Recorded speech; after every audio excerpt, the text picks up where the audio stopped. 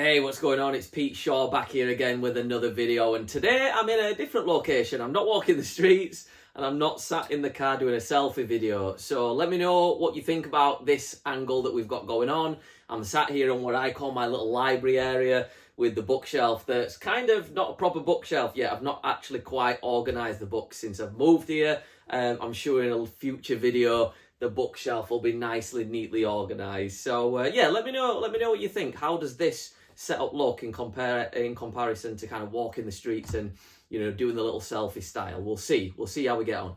Now, today I want to talk to you about something that's happened over the last couple of Thursdays. And I almost kind of questioned sharing this because I thought, is there a real point to it? Is there kind of a story? Will this be helpful for someone?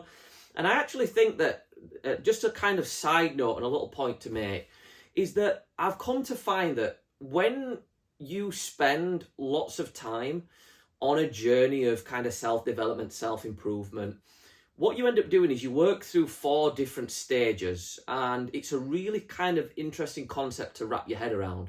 And it kind of helps you understand why you're so good at certain things and maybe not good at others, and can also help you see where you kind of make a lot of progress and then where you hit a brick wall and kind of where you fall off track as well. And it's this idea that when you start out doing anything, you end up being an unconscious incompetent. So in other words, you're not even aware of how bad you are at doing something.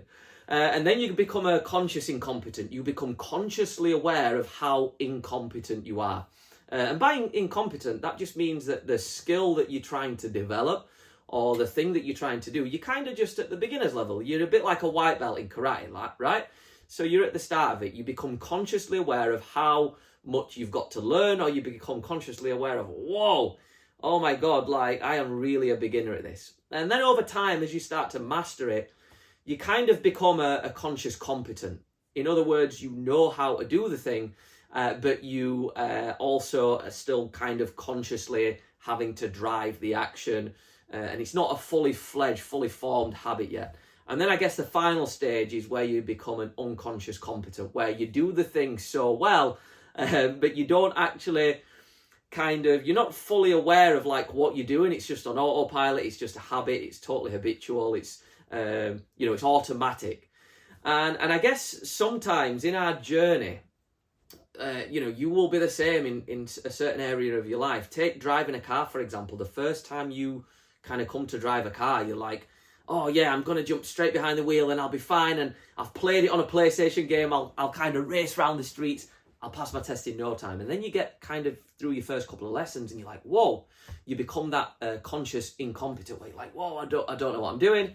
Eventually you persist, you push through, you don't give in.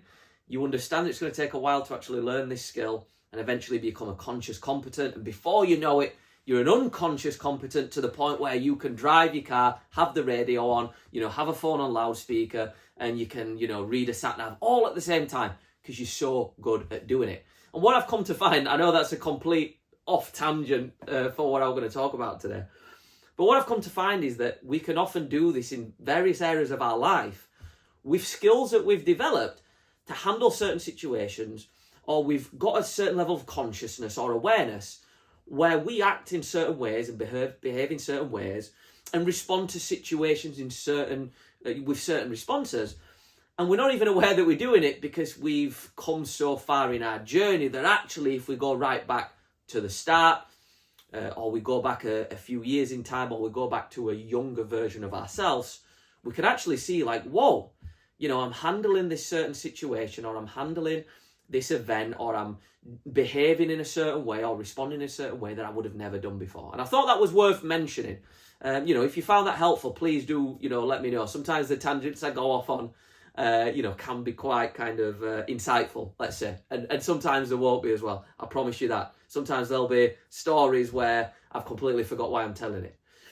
But I wanted to share that because the thing that I'm going to share with you about what's happened over the last couple of Thursdays is something that's kind of relatively new, but it's starting to become kind of that unconscious competent level where I'm getting to a point where I'm not quite aware that I'm doing it, but I am still quite aware, so I'm not fully at that 4th stage yet. And what's been happening is over the last few months, well, another side story is for the last however many years, probably since I was born, I've always been the kind of person that hasn't been good at resting. Or at least that's the story that I've told myself. You know, like, I know a lot of friends, they're really good at chilling out, taking time off, relaxing, you know, really kind of, you know, zenning out and recharging their batteries. And I'm not going to say I'm the worst person. I'm not someone that has to be busy every second of the day. But equally, I do find myself at times, and kind of this is just an open, honest, vulnerable share, but always feeling like I have to make the most of every minute that I've got. And I've really kind of worked on this to allow for pockets of time where I do nothing, and that the nothing is welcomed and it's restful and it's actually got positive benefits to it, doing nothing instead of being go, go, go. And I think from being a business owner and kind of always being someone that's creatively coming up with new ideas, I guess that's part of the kind of part of my makeup why I don't maybe switch off, because I'm always kind of on the move. I think part of it's the nervous system from growing up as well, and certain situations that I've been in, and kind of a trained nervous system that's trained to always be on the lookout for threat, and being busy as well, and being a business owner. I guess, you know, I've spent a lot of time in the first few years, even up to recent years, I've been doing it 9 years now, where you're kind of in this survival mode. You have this survival instinct, and the nervous system is kind of always primed to kind of get out there and work. So when it comes to when it comes to wanting to relax and chill out, I sometimes find that difficult. And what I'll end up doing is I'll push through that, and I'll burn out, and I'll become exhausted and overwhelmed. And from there, anxiety creeps in. And I'm someone that sleeps pretty well. You know, I take care of my nutrition, I exercise regularly, but I'll become fried. You know, I often call it being cooked and crispy. You know, I'm really sort of well done. I'm cooked, and I need just a few days to really chill out. And the thing that I've come to learn over the last few months is really kind of asking myself, you know, are you needing rest today, or should you go out and do that gym session? Should you go out and kind of venture off into the world and do stuff? And I kind of ask this on an evening after the work day's kind of finished. Because for me, I like to finish work and I like to go to the gym. That's my way of releasing stress and tension from the day. And it's also really nice to kind of cap off the day, kind of bookend it and say, right, that's work done. I've done my workout. Let's get into my evening. And I've come to find that it's actually a really relaxing tool. As wild as that sounds, going and exercising, going to the gym, burning off kind of any excess energy, mental stress and strain from the day as well. I tend to kind of leave the gym with all my challenges from the day behind, and I go home and I feel a lot more mental and physically rested and able to switch off better. And sometimes, as much as I need that gym session to be able to transition into a relaxed, switched off evening, I often question whether that workout could push me over the edge, could lead to burnout. And maybe you're the same. Like, I'd love to know, do you find it challenging? That balance between, I really need to rest, but I know doing something will help. Because let's face it, going to the gym can be energizing. Going for that walk can be energizing. Going and meeting a friend for coffee, or off to the cinema, or going out for a meal can be rejuvenating and can really kind of revitalize us and give us energy. But equally, sometimes it's like, should I be resting, or should I actually be going out and getting to the gym? And for the last 2 Thursdays, the exact same things happened, where I've reached the end of my work day, I've shut down my laptop, closed the lid, planned out the following day, got everything kind of set, ready, you know, ready to end the day, or ready to end the work day and start the evening. I like to kind of see them separate as well, as you can probably tell, right? And before I've got in the car and kind of raced off to the gym for the workout, I've just asked myself, is the workout what I need right now? And a mentor of mine, a coach and now good friend, often says to me, you need to get out of your head and into your body, because the body's got all the answers. The mind will try and use kind of logic, and it'll rationalize, and it'll use all these different data points. How do I feel right now? How's my body? And how am I feeling mentally? But often our body knows the score. Our body keeps the score, right? So what I've started to do is give myself a 20-minute gap, 20 minutes to lay down on my bed, sometimes on the couch, on the sofa, sometimes on the floor, close my eyes, take some deep breaths, and usually I do a meditation. And if you aren't familiar with meditating, I do a really simple form of meditation where I actually just count to 10, I actually do a different style of meditation called Ascension, which I went on a retreat for last year in 2024, which was amazing. I'll not talk too much about that now, perhaps in another video. But most of the time, my meditating is counting to 10. When I lose track of where I'm at, I'll bring my attention back to my counting, and we'll just repeat that. And it's kind of a, in-breath with the 1 and a exhale with the 2. And it's really relaxing, really centers me and kind of brings me back to my own body. And for the last 2 weeks on Tuesdays, I've done that and I've fallen asleep. I've literally woken up an hour later like, wow, holy shit, my body clearly needed rest. And that's been allowing me to kind of judge and get the body's point of view on whether I should push more, go to the gym, do the workout, switch off for the day, or whether I need to kind of hibernate, retreat, and recharge the batteries on a different level.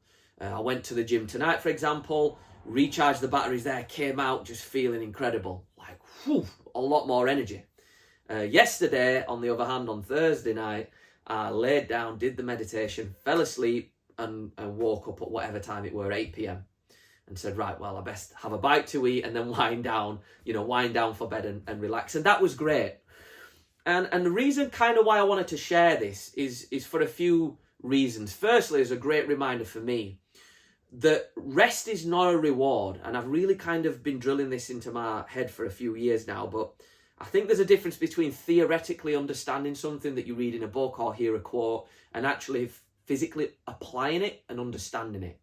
I once heard that, I can't remember the saying, I'll probably butcher it, but when you are, teaching someone, it's not giving them a piece of information that they didn't know. It's teaching them to behave in a way that they didn't behave, or it's getting them to behave in a way that they didn't behave before. And for me, it's kind of like the best way to know something is to do it long enough, is to learn about it, apply it, and then learn from experience. And I've come to find that the more that I've kind of drilled it into my mind and practiced this idea that rest and relaxation and recovery isn't a reward, but it's in fact a prerequisite to exceptional performance. If you want to perform at a high level, you best be sure that your recovery, you're resting, your time out, recharging your batteries, resting, rejuvenating and revitalizing yourself has to be at the same level. And when I've found that I've kind of pushed myself too much and haven't rested enough, in the gap has been burnout. The more I've pushed myself, the less that I've rested, the bigger the kind of level of burnout, or the faster it's come, or the greater degree of burn, let's call it, a 3rd degree level of burnout. Real kind of serious, needing some proper deep time out and deep rest to kind of recharge. And it's a great reminder for me that if I want to perform at the level that I want to day, physically, mentally, emotionally, if I want to show up in the world as the best version of me, then I need rest for that. So I've kind of switched this on its head, and rather than saying I need to go out and work out and do my work and then rest, it's like the rest enables me to go out and do the workout. So let me know if that makes sense. That was a really clear distinction for me. But the second thing was just about permission. And I kind of mean this, firstly, I feel like as a man in the world, or perhaps more actually the masculine within me. I think, we all have a feminine energy and a masculine, and the masculine drive within me always wants to push. But I tend to find that if I lean into that feminine energy more and I kind of run the hot bath, and I'm not talking about male and female, individuals as a sex. I'm talking about the energies within us, kind of the yin and the yang, the masculine, the feminine, that I'm learning about, by the way. If something that you kind of hear me say doesn't sound right, pull me up on it, drop me a comment, let me know. If there's something you recommend watching to learn a little bit more, I'm open to that. But what I found is that masculine drive craves that kind of feminine rest, relaxation, rejuvenation. And I absolutely love, running a hot bath, putting the candles on, the spa music, bath salts, and really kind of chilling out. But what I've come to find is that it's kind of understanding that, but then giving myself, the kind of unconditional permission to just rest. And I'm going to pause there a second and really kind of let that sit for me, is to really just allow rest and understand that I am deserving of it, that I am requiring rest in order to kind of show up as the best me. Not necessarily to be the best and always, conquer the mountains and go out there and kind of, be the best at everything. Not even for that, just to kind of be the best me, to be the best human, to kind of show up as the best version of Pete. And that kind of rest and recovery and time out is self-love, and it's self-compassion, and it's self-care, probably at its highest level. And I guess I'd love that if you came across this video and you are someone that doesn't give you permission and yourself permission to rest, that maybe you can kind of watch this video and see this as your permission to take some time out for yourself and not always be pushing, and have that nap instead of the gym session, and kind of have that evening off of social events and social media and everything, and commitments, and kind of just allow yourself to kind of flow, or even float in a space of, no commitments, not having that weight of responsibility, just for 10 minutes in that meditation or that half an hour in that nap. And sometimes that can be so life-changing. And what I've come to find is that the day after, today or last Friday, when I've had that nap, when I've taken the time out, when I haven't exhausted myself and pushed through and just, the whole kind of, alpha mentality of, man up, work hard, grind, let's grind. I think we're in a grind and hustle culture where you can kind of wear that as a badge of honor on your sleeve or on your arm to say, I'm hustling, I'm grinding, I'm out here working longer hours, I don't get any sleep, I'm pushing, I'm grinding. And for me, that doesn't sit well with me. I've been through that phase. Perhaps it's from kind of maturing or getting a little older, where I don't want to hustle and grind and burn out. I want to find balance, and I want to find myself relaxing and resting and recharging. And when I do that, I've come back today, I've had a super productive day, I've got lots done, I've had a really, crazy busy day with work, I've had my kind of clean cut-off point, I've gone to the gym, crushed the workout, gone to the shops after, full of energy, and it's now 10 p.m. and I'm gonna start winding down for bed after this video, and here I am kind of excited, juiced up, sharing this with you guys. So the point of this video, I guess, really is just to kind of say that last couple of weeks I found myself just falling asleep, and it's been my body's way of saying, Pete, you need to rest. The day before, the Wednesdays, is a day where I'm down at the gym and I'm coaching 4 sessions back to back. They're a circuit class, and I bring my heart and soul to the sessions. I'm bringing every ounce of energy I've got. I'm there motivating, I'm pushing people, and I am literally bringing the energy up high for kind of 4 hours straight. And it's tiring and it's exhausting. And it tends to be the day after where my body's like, whoa, chill out, relax, unwind. Let's not go to the gym tonight. And maybe you might find a pattern in your life. You might have a busy day. Monday might be your busy day, and Tuesday you need to kind of back off and relax. But the last kind of point that I want to finish with is that I don't think that no physical activity is right for me. And I know that sounds crazy considering I've sang the praises of, having the nap and meditating and not doing the gym. But what I think there is I think there's an in-between where I don't thrash myself in the gym. I don't just nap. I perhaps go for a longer walk for half an hour, 40 minutes. Maybe I take a nice warm shower or a bath and light the candles and kind of really relax and chill out there. And maybe I won't need the nap. Sometimes I find that an active rest, like a walk, or sometimes, we can kind of do a mindful walk where you're out listening to the birds sing, or you kind of on a same journey that you normally take every day, a walk of the block, but you try and notice something that you might not usually notice, perhaps a kind of, a rock out there in the forest, or a tree that's kind of fell down that you usually miss because you're kind of just on autopilot. Listen to the birds singing, watching the squirrels kind of, run up and down the trees. I love that. And I think sometimes that can be just as restful and relaxing and recharging as going and having a nap. You might find having a nap stops you falling asleep at night and it disrupts your sleep patterns. So perhaps, for me going forwards, I'm going to trial it. I'm going to get out for a walk on the evening, no pressure. Just go out there. The nights are getting a little bit lighter. It's not as dark on an evening now. It's getting warmer as well as we approach summer. And that means that nights will be a little bit brighter, and going for that walk on an evening will be more restful, will be more kind of recharging. And I'm going to have a little play around and experiment with kind of what works for me. And I guess the lesson that I learned here, and a lesson that I learned a long time ago, and I love the saying, is that you are your own best scientist.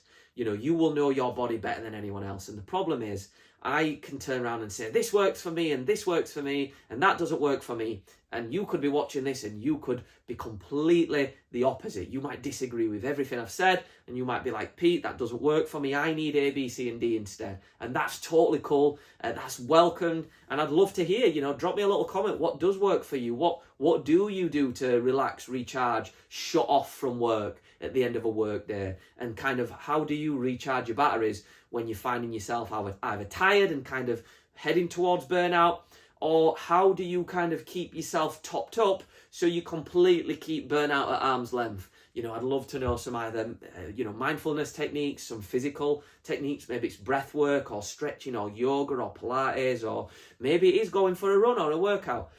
Do drop me a little comment below. I'd love to hear it. And if you've got any resources, feel free to share them. But anyway, that's all for me right now. I am off to go and journal. I've got my candle lit right here to help me relax, unwind. I've got a clove, amber and sandalwood little candle there. I love the kind of aromas that produces.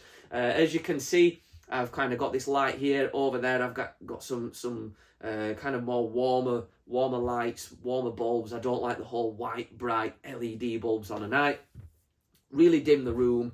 We'll do a little meditation before bed. I don't like to eat a couple hours before bed, so that's all done. Teeth brushed, and it'll be a little moisturizing, a little bit of meditation, bit of stretching before bed, and then easing off into sleep. So anyway, that's all from me today. Thanks for staying this long. If you've managed to get right to the end of the video, thank you so much. I really appreciate you sticking around. Really appreciating the love and support over the last few days. In fact, a full week of kind of posting up these videos and sharing little bits of my journey and who I am and what I'm kind of about. And I look forward to hopefully seeing you in the next video. Have an amazing day. Have a great weekend wherever you are, whatever you're doing. Catch you soon.